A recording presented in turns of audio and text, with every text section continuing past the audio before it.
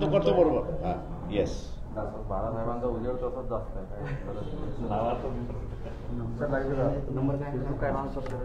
जागा नाही त्याच्यावर ठेव खाली असेल. आवाज नाही का ज्याचे आवाज नाही बाहेर नीचे. एक मिनिट तसं नाही येऊ म्हणून म्हटलं मी खाली याच्यावर भारी आता काय ग्रुपवर टाकले की तुम्ही येऊन जातो सर्व अकोला टाकतो सगळेजण आहे फटाफट. जयशी आहे, उमेशी आहे, तुही आहे, मोबाईल बंद करा. सगळे मोबाईल ऑफ. ग्रुपला टाकली मेरे ग्रुप को देख लो अकोला. अरे फेसबुक आहे आता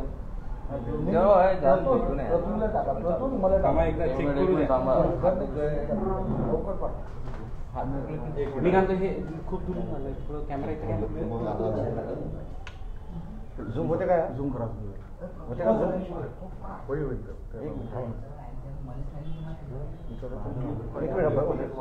करा तो. ओके बस बस बस बस मध्ये स्पेस लागेल ना थोडा थोडासा.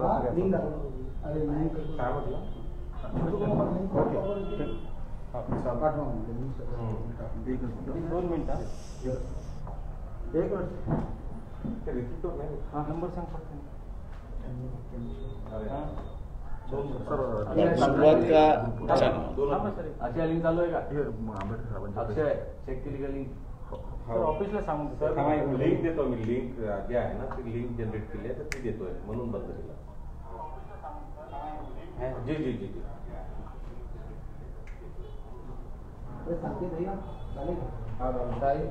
ग्रुपमध्ये हॅलो एक मिनिट लाईव्ह जातात 5 मिनिटं. 5 मिनिटात 2 मिनिटात झाली सर्वांना आली आली सुरुवात.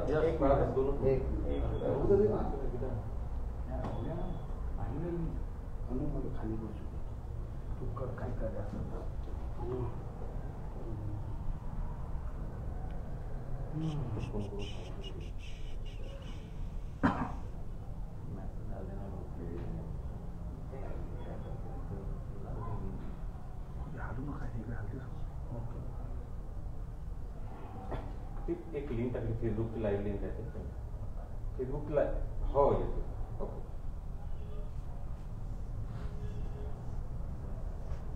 Ready? Yes sir. Umesh ready? हो सर. चलो रेडी सर. आवाज नहीं करना.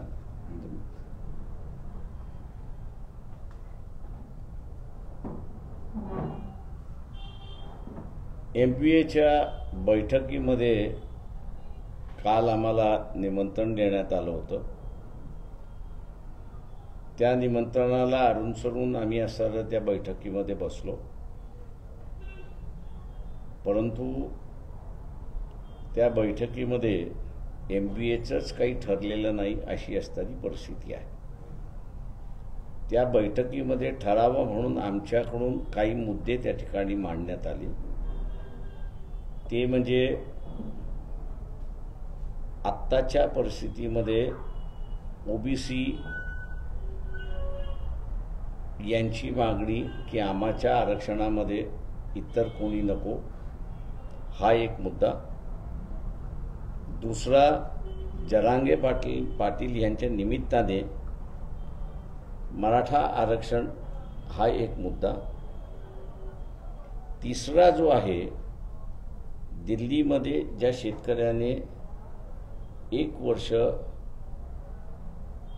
आंदोलन केलं आणि 3 काळ्या कायद्याला स्थगिती दिली आहे त्या संदर्भातली भूमिका काय असावी आणि प्रत्येक घटक पक्षाने आपली ती भूमिका मांडली पाहिजे असा आग्रह आम्ही त्या ठिकाणी धरला. आणि त्याच्याबरोबर उद्या आपल्याला एकत्र यायचं आहे, सत्ता करायचं आहे म्हणून कॉमन मिनिमम प्रोग्राम झाला पाहिजे या दृष्टीने वेगळे 25 मुद्दे आम्ही असताना त्या ठिकाणी दिले. आणि या 25 मुद्द्याच्या संदर्भातली चर्चा झाली पाहिजे असं आम्ही त्या ठिकाणी म्हणालो. आणि प्रत्येक पक्षाने आपली भूमिका मांडणं हे गरजेचं आहे. स्वीकारतो न स्वीकारतो हा असणारा वेगळा भाग आहे. आम्ही दिलेल्या याच्यामध्ये अजून काही ॲड करायचं असेल तर ते निश्चितपणे आपण ॲड केलं पाहिजे आणि प्रत्येक पक्षाने त्यांचा अजेंडा जो आहे तो सादर करावा हा आग्रह आम्ही त्या बैठकीमध्ये धरला. दुसरं त्या बैठकीमधलं जे आहे ते म्हणजे सीट शेअरिंगचा प्रश्न. तेव्हा आम्ही असणारी भूमिका अशी घेतली की 2.5 वर्षापासून आपण तिघे पक्ष एकत्र आहात, तेव्हा आपण इव्हॉल्व काय केलंय म्हणजे निर्माण काय केलंय सीट शेअरिंगच्या संदर्भात त्याची असणारी माहिती आम्हाला असणारं आज द्यावी किंवा पुढच्या बैठकीमध्ये त्या ठिकाणी देण्यात यावी, जेणेकरून आम्हाला असणारं त्या संदर्भातली भूमिका त्या ठिकाणी घेता येईल. आम्ही अपेक्षा असं धरतोय की 2 तारखेला जी बैठक आहे त्या 2 तारखेच्या बैठकीमध्ये जो अजेंडा आम्ही असणारा दिलेला आहे तो आणि त्याच्याच बरोबर हे जे 3 घटक पक्ष आहेत काँग्रेस, त्याच्यानंतर NCP आणि उद्धव ठाकरे शिवसेना यांचा सीट शेअरिंगचा फॉर्म्युला 2 तारखेपर्यंत तयार होईल असं मी त्या ठिकाणी मानतो. आणि त्याचा मसुदा त्यांनी आम्हाला दिला की मग आम्ही त्यांच्यापुढे असं मांडले की कलेक्टिव्हली बार्गेनिंग करायचं का की आम्ही असणारं इंडिव्हिज्युअली एक पक्षाशी बोलायचं. हे म्हटलं बैठकीतला तिथे निर्णय होईल. आजची जी बैठक आहे ती बैठक तिथेच त्या ठिकाणी संपली. आम्ही तिथे पुन्हा असा एक खुलासा केला की केंद्रामधलं BJPचं गव्हर्नमेंट पुन्हा येणार नाही. या दक्षतेसाठी आम्ही कुठलाही पर्सनल इश्यू, इगो किंवा इतर काही आड येऊ देणार नाही अशी भूमिका आम्ही असणारा त्या ठिकाणी क्लिअर केली. माझं निवेदन संपलं. सर थोडंसं हिंदीमध्ये ब्रीफ करून. कल MBA के मीटिंग में वंचित बहुजन अघाड़ी को चर्चा के लिए निमंत्रित था. हम लोग उस बैठक में गए. बैठक में हम लोगों ने पहले उनसे पूछा कि आप लोगों ने कुछ एजेंडा तैयार किया है क्या, तो उनसे कोई जवाब नहीं आया. इसलिए हम लोग ने अपनी तौर से जो एजेंडा था वो उनके सामने रखा. पहला है कि OBC की जो मांग है कि हम किसको ही शामिल नहीं करके लेंगे अपने आरक्षण में, वो एक समस्या है मैंने कहा. दूसरी जो है वो जरांगे पाटिल जो मराठा समाज के लिए लड़ रहे हैं आरक्षण के लिए, उनके बारे में राय बनानी जरूरी है. तीसरा जो है दिल्ली में जो काश्तकारों ने आंदोलन किया था काले कानून के खिलाफ, वैसे महाराष्ट्र में 2006 में कांग्रेस हो, NCP हो, शिवसेना हो, इन्होंने मिलके प्राइवेट मार्केट का कानून पहले ही बनाया है. मैंने कहा इस मांग को देखते हुए हर पार्टी की अपनी एक राय होनी चाहिए. ऐसे पहले फेज में हम लोग ने रखा. और दूसरा जो है कि अगर हम लोग इकट्ठा आते तो 25 मुद्दे जो है वो हम लोग ने निकाले थे कि जिसमें एक कॉमन मिनिमम प्रोग्राम वहाँ पर हो सकता है.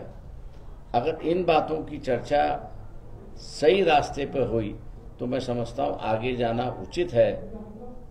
वरना जिस तरह से इंडिया बिखर चुकी है वैसे MBA ना बिखरे, इसकी चिंता भी हम लोग ने वहाँ पर जाहिर की है. मैं मानता हूँ कि 2 तारीख की जो मीटिंग है, ये मुद्दे जो हम लोग ने उठाया है और साथ साथ सीट शेयरिंग की जो बात हुई, तो हम लोग ने ये कहा कि वह कम से कम 2.5 साल से आप इकट्ठा हो, इसलिए आपका कोई फॉर्मूला तैयार होगा. वो फॉर्मूला क्या है वो आप हमको दिखाइए, बताइए. और फिर यही बैठक में निर्णय लेंगे कि क्या अकेले वंचित बहुजन आघाड़ी पार्टियों से बैठेगी या सामुदायिक रूप से बैठेगी, ऐसी एक बात वहां पर है, ऐसा मैं मानता हूं। रही बात कांग्रेस की, तो उस लेटर जो है वो नाना पटोले ने साइन किया हुआ है। जो प्रभारी है कांग्रेस से, उनसे जो बातचीत हुई थी, उन्होंने कहा कि भी हम बातचीत के लिए बुलाते हैं सर। इसलिए हम लोगों को संदेह है कि नाना पटोले को किसी को शामिल करने का अधिकार दिया है या नहीं दिया है, इसकी जो स्पष्टता हम कांग्रेस पार्टी से मांगते हैं।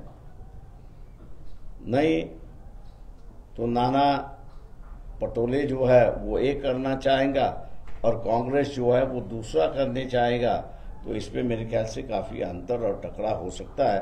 इसलिए ये खुलासा जो है वो हम लोग कांग्रेस पार्टी से मांग रहे हैं। बाळासाहेब, काल ज्या बातम्या आल्या की वंचित बहुजन आघाडीचा महाविकास आघाडीत समावेश झाला, तर मग महाविकास आघाडीत वंचितचा समावेश झाला असं मानायचं की नाही? अजून मानायचं नाही, का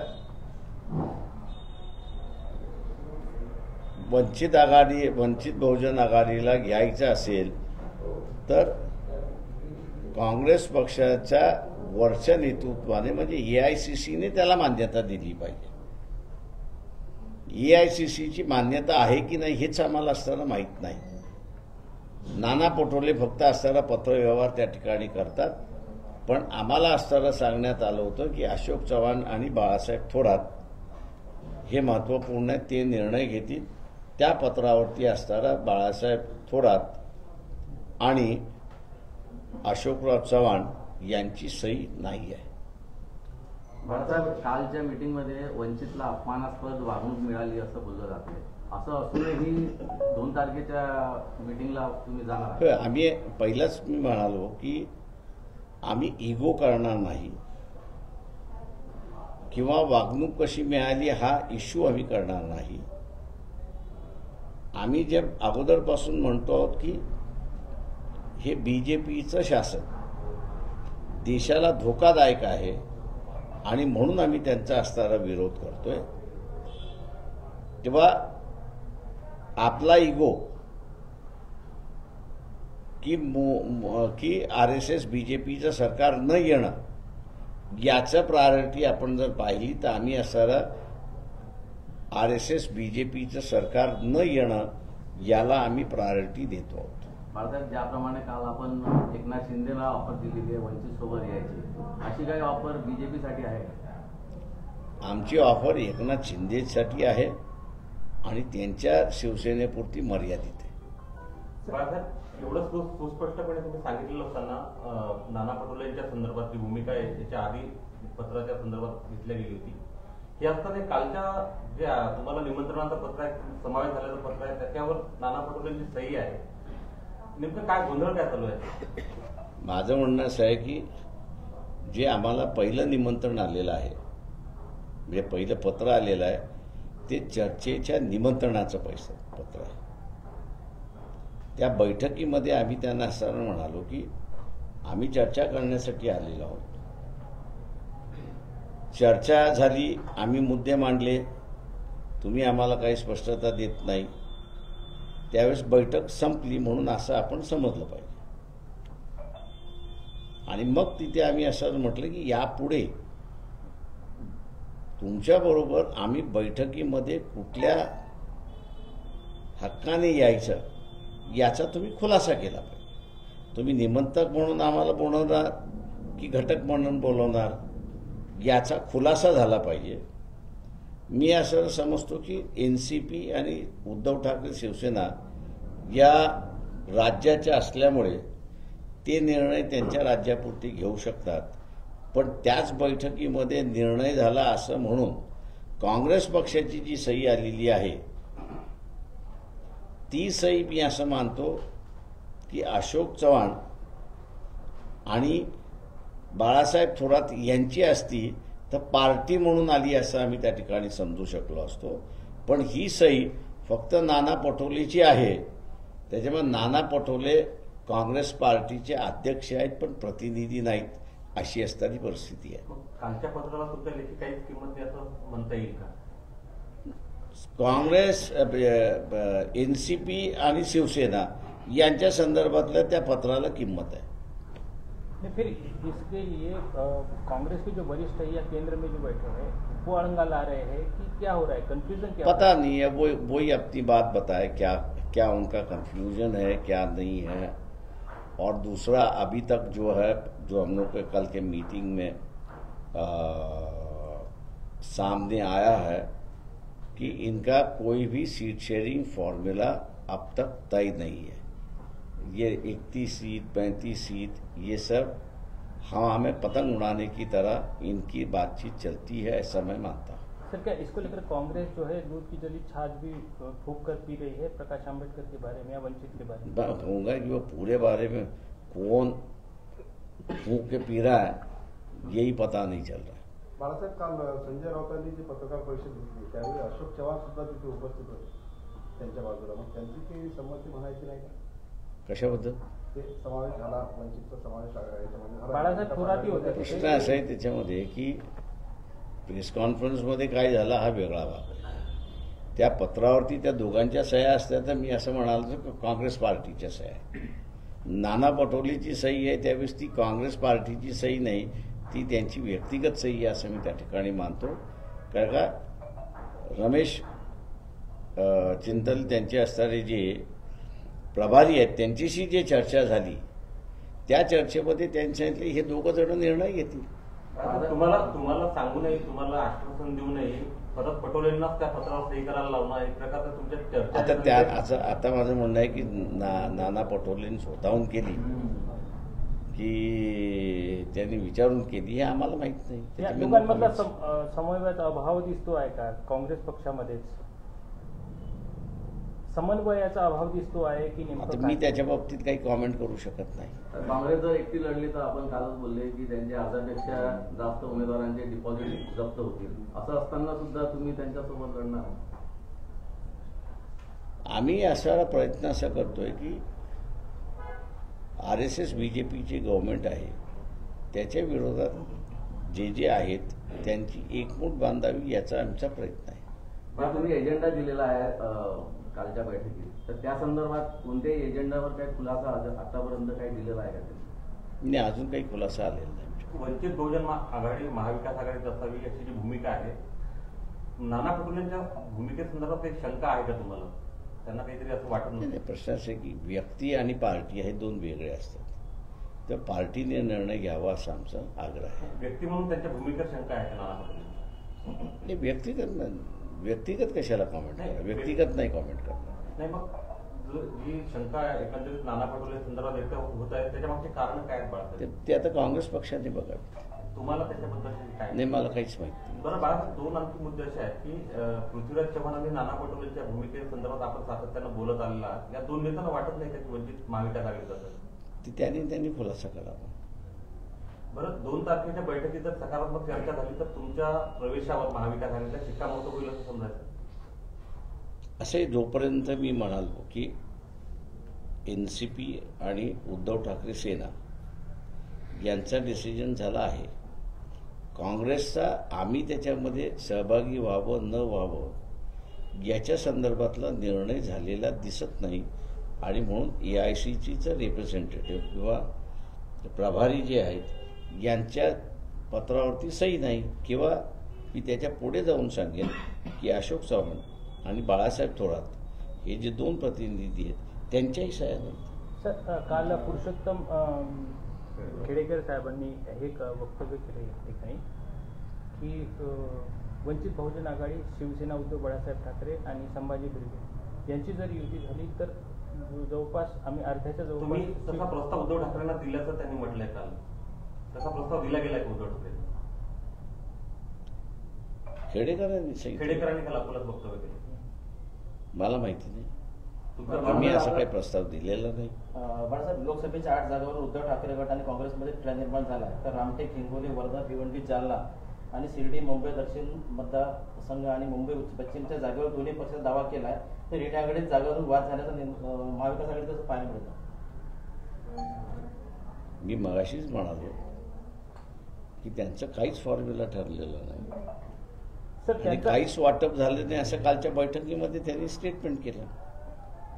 सर त्यांचा काहीच जर फॉर्म्युला निघाला नाही किंवा काही नाही झालं तर राष्ट्रवादी, शिवसेना, उद्धव बाळासाहेब ठाकरे आणि वंचित यांची युती किंवा हे घेऊन लढतील. आम्हाला माहित नाही त्याच्याबद्दल. बाळासाहेब 2 तारखेला आपण उपस्थित राहणार आहे हा का? बैठकीला मी जाणार आहे. स्वतः राहणार आहे? मी राहणार, धैर्यमान फुंडकर राहणार, रेखाताई ठाकूर पक्षाच्या प्रदेशाध्यक्ष आहेत, त्याही उपस्थित राहणार. बाळासाहेब, तुम्ही 12 जागांचा एक फॉर्म्युला मध्यंतरी सुचवला होता, त्या फॉर्म्युल्यावर अद्याप तुम्ही कायम आहात का? 2 तारखेच्या बैठकीत तो मांडणार 12 जागांचा, प्रत्येकी 12? हो, तो फॉर्म्युला आम्ही मांडलेला आहे.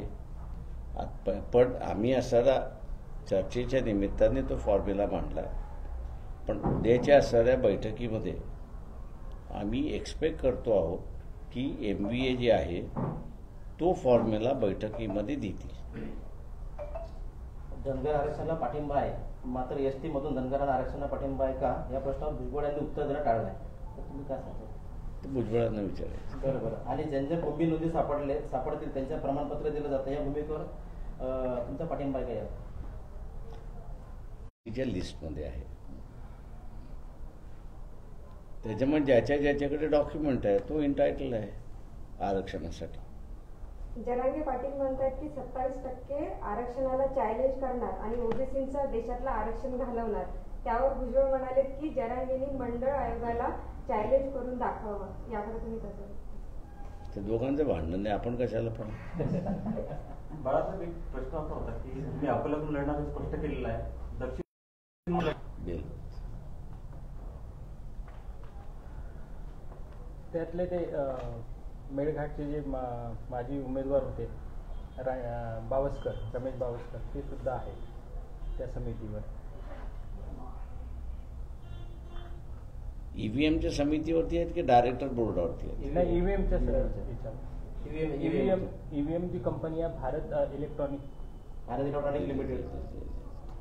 तुम्ही गल्लत करते. एक भेल BHEL आणि इलेक्ट्रॉनिक कॉर्पोरेशन ऑफ इंडिया अशा 2 त्या ठिकाणी करतात. भारत आहे, भारत इलेक्ट्रॉनिक. तर त्यांच्या डायरेक्टर बोर्डावरती आहेत की EVMच्या ह्याच्यामध्ये एक टेक्निकल कमिटी आहे, त्या टेक्निकल कमिटीचे मेंबर आहेत. ते कुठल्या कमिटीचे मेंबर? इलेक्ट्रॉनिक वोटिंग मशीन उत्पादन आणि वितरण करणार आहे भारत इलेक्ट्रॉनिक. ते त्यांचा एक कंपोनंट आहे. त्या फार मोठ्या कंपनी आहेत. ते एक्सक्लुझिव्हली EVM नाही करत. चलो, थँक्यू. शेवटचा पवई IIT मध्ये डॉक्टर गणेश देवींना व्याख्यानासाठी आमंत्रित करण्यात आलं होतं आणि ऐनवेळी त्यांचं निमंत्रण रद्द केलं, कार्यक्रम रद्द केला गेला आहे. काय वाटतं तुम्हाला? तो तिथल्या बोलवणारा आणि डायरेक्टर यांचा संबंध आहे. अनलेस त्याच्यातली माहिती मिळत नाही तोपर्यंत कॉमेंट करणं उचित आहे असं मी मानतो. राजकीय हे असू शकतं का? मला कारणच माहित नाही का कॅन्सल केले ते. वंचित मध्ये सर्व जातीच्या वंचितांचा विचार केला जातो, त्यामध्ये ST आरक्षणात धनगरांना सामील करण्याच्या भूमिकेवर पाठिंबा आहे का? कोर्टाचा फैसला. चलो, फॅन लावून घ्या. अरे